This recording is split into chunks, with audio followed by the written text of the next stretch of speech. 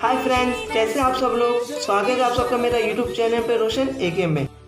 आज हम बात करने वाले हैं equation describing the relation between an velocity and time.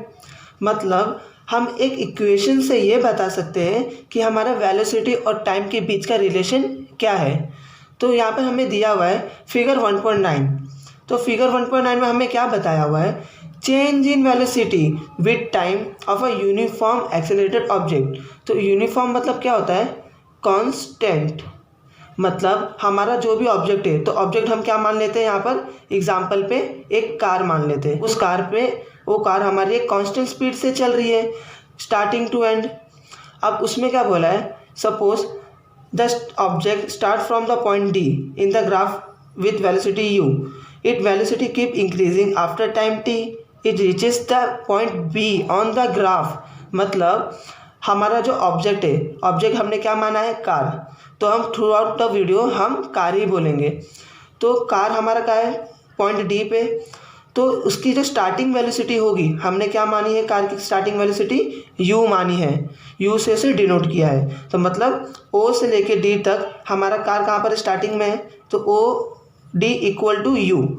Friends समझे आप। अब इसमें क्या होगा, जब हमारी कार सपोज 40 किलोमीटर की स्पीड से चल रही है, तो कार सपोज हमारी यहाँ पर उसकी स्पीड यहाँ पर आके रुक गई, यहाँ पर सिग्नल पर आके हमारी कार रुक गई। उसके बाद फिर कार वापस चालू हुई, 40 किलोमीटर की स्पीड से चल रही है। फिर हमारी कार का एक जगह पर आके रुक गई सिग्नल पे। फिर वापस हमारी कार 40 किलोमीटर की स्पीड से चल रही है और आखिर में अपने फाइनल पोजीशन पे पहुंच जाती है। तो क्या हो रहा है, हमारी कार स्टार्टिंग से लेके एंड तक उसकी जो वेलोसिटी थी वो कितनी थी, 40 किलोमीटर। लेकिन बीच बीच में वो किसी ना किसी सिग्नल पे रुक रहा था। तो मतलब हमारी जब सिग्नल पे कार रुकती है तो स्पीड भी कम ज़्यादा होती है कार की। मतलब क्या हो रहा है, हमारा चेंज इन वेलोसिटी हमें मिल रहा है वहाँ। मतलब हमारी वेलोसिटी थोड़ी बहुत चेंज हो रही है टाइम के साथ साथ। भले ही हमारी जो कार की जो स्पीड है, हमने स्टार्टिंग में भी 40 रखा था और एंड में भी 40 रखा है, लेकिन बीच बीच में कार को रुकना पड़ रहा था सिग्नल की वजह से। लेकिन उसकी स्पीड कितनी है, कांस्टेंट थी, 40 किलोमीटर पर आवर। अब हम बात करेंगे the initial velocity of the object. अब हमने बात की थी जो हमारा कार है उसकी जो इनिशियल वेलोसिटी क्या है, यू है। तो यू हमारा क्या होगा, ओ से लेके डी तक हम क्या मानेंगे, यू मानेंगे। तो हमने यू लिख लिया। देन फाइनल वेलोसिटी हम क्या मानेंगे, ओ से लेके सी तक, मतलब उसको हम वी मान लेंगे। तो हमने वी लिख लिया। अब हमारा एक्स एक्सिस पे क्या ड्रॉ किया हमने, टाइम ड्रॉ किया हुआ है, और वाई एक्सिस पे वेलोसिटी। तो हमारा जो एक्स एक्सिस है ओ से लेके ई तक, वो ई क्या हमारा टी है। तो हमने यहाँ पे टी लिख लिया।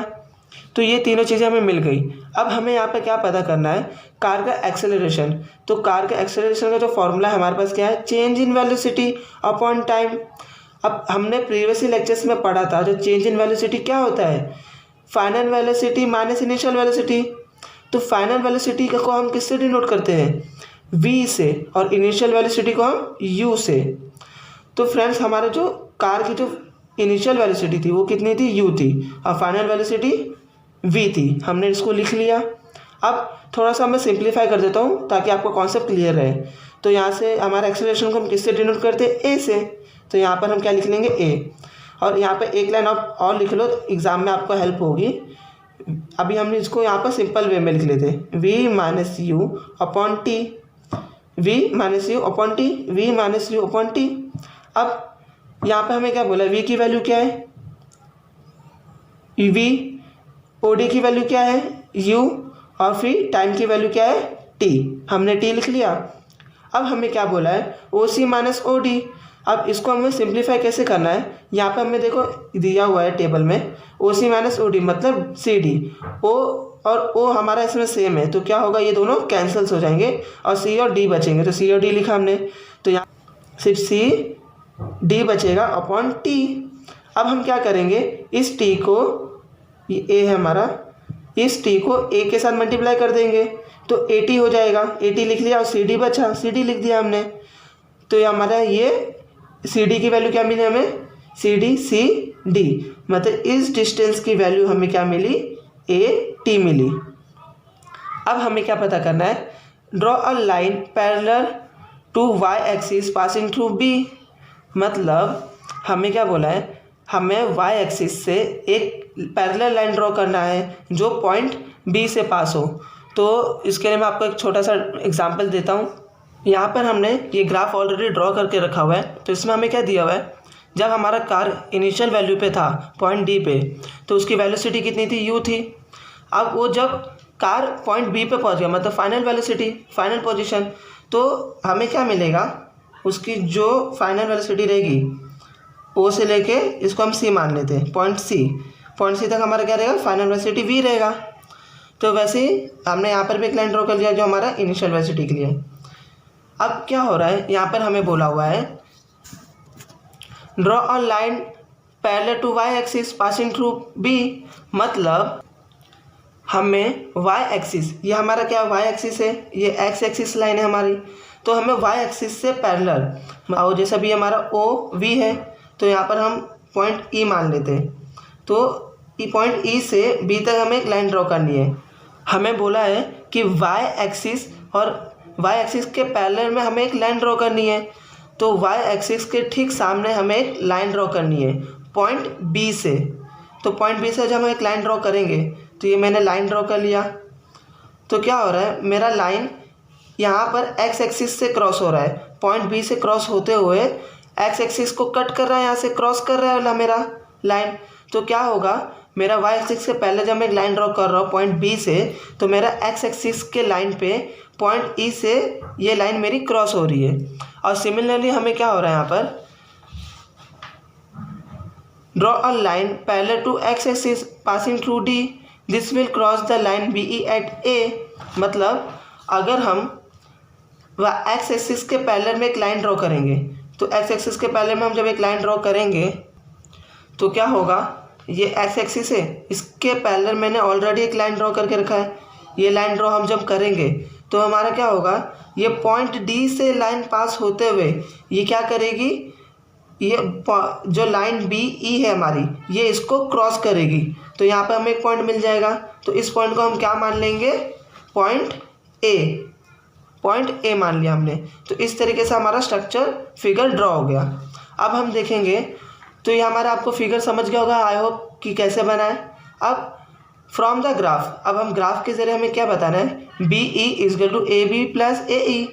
अगर यहाँ पर आप देख सकते हो तो आपको क्या बताया हुआ है, जो हमारा अगर हमें बी ई ये पूरा डिस्टेंस अगर हमें पता करना है, तो हम क्या करेंगे, ये line B A plus A ई, ये दोनों को जब हम प्लस करेंगे तब ही हमें ये पूरा पता चलेगा।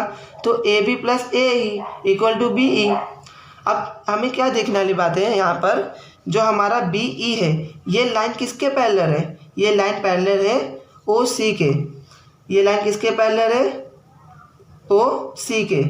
मतलब ओ सी हमारा क्या है, ओ सी हमारा है वी। तो ऐसे हमारा क्या हो जाएगा, बी ई भी क्या हो जाएगा हमारा, नथिंग बट वी। तो हमने यहाँ पे v लिख लिया, बी ई हमारा क्या हो गया v। अब ए बी क्या है हमारा, ए बी, तो ए बी का ये डिस्टेंस है ये, तो ये हमारा कितना है, हमने 80 बताया था इसको, तो ये हो गया हमारा 80। अब उसके बाद हमें बोला है ए ई, तो ए ई क्या है, नथिंग बट ओ डी है ना। तो ओ डी हमारा क्या है, ओ डी हमारा है यू। हमने ओ डी क्या बताया यहाँ पर, यू बताया, तो हमने यू लिख लिया। तो अब इसको हम किस तरीके से लिख सकते हैं, ये आपको सिंपल वे में इजी करके दे देता हूँ आपको। A B equal to C D equal to A T, और उसके बाद A E equal to O D equal to U, O C equal to B E equal to V. तो ये आप एग्ज़ाम पॉइंट के लिए भी आप याद रखिए, आपके लिए बहुत इंपॉर्टेंट है और न्यूमेरिकल्स में भी आपको बहुत इस्तेमाल होगा। तो आपको आपका इक्वेशन क्या मिला, v equal to A t plus u. अब फिर हमारा क्या हो गया, this is the first equation of motion. तो यहाँ पर हमारा हैंस प्रूफ हो गया equation of a velocity and time के बीच का रिलेशन। थैंक यू फ्रेंड्स, आज के लिए हम इतना ही पढ़ेंगे ताकि आपका पूरा कॉन्सेप्ट क्लियर हो सके। मेरे वीडियो को लाइक, सब्सक्राइब एंड शेयर जरूर कीजिए।